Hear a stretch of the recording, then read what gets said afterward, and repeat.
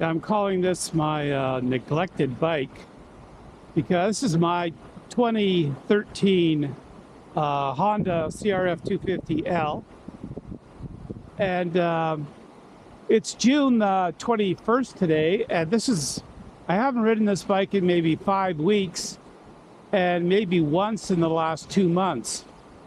And this one used to be my go-to bike at one point. And I've got about 50,000 kilometers, I think, on it. But the weather hasn't been too great in this part of the world. This is south central British Columbia, for one thing. And I've got a lot of other interests too, so I haven't been riding as much, partly due to the weather. And then I have my other two bikes, the CBR 650R and my CB 500X. And when I've come up to this beautiful area here, and I've recorded a little trip up here, I've been taking my 500X, which is a dirt capable, a bigger, heavier bike. You gotta love the torque of that thing and the more refinement, but to get back on this bike again, you see the qualities of lightweight and agility that it has. And even though it's a lot more primitive suspension-wise, and I mean, you don't really need a lot of grunt on a dirt road just to get up some steep hills maybe, but the power difference isn't a real big thing. It's more or less, this is a much more visceral ride. And it's a lot of fun, man. I couldn't say this one was less fun than the 500. Just different bike, different qualities. And one thing on a bike like this you get is the agility and the lightweight. It's like a bicycle with a motor.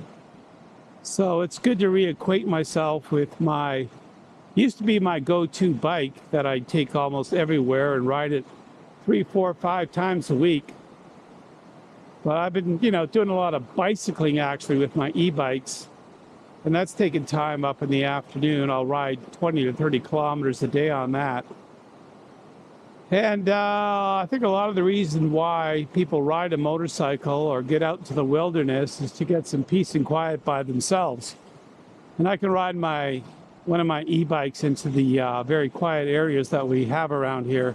And I kind of get that fix. But it sure is nice to get back on this bike again. It's been my old faithful. It just keeps on going. This motor is as strong as ever after 50,000, pretty harsh kilometers. I've dropped it a few times for sure. Got some white trash fixes going on. And there's zip ties here and zip ties there holding it together. I'll just run it to death. Yeah, the old headlight I broke back in 2014, I think. 2013, I never really fixed. Yeah, it's a good little bike, and I don't think it'll ever die. I really don't. It just keeps on going, no matter how much I abuse it. So yeah, my neglected bike, not getting neglected today, so I'll probably want to, once you get back on a bike that you haven't ridden for a while, you see how good qualities it had that you took for granted before. Anyway, that's one of the few vlogs I'm doing this year. I'm not doing much with that kind of thing anymore. All burned out up there. You'll see I'll give it a post about, I don't know how long it was. The ride up here, and you can see all the burned out areas. We had a huge fire here last August, September.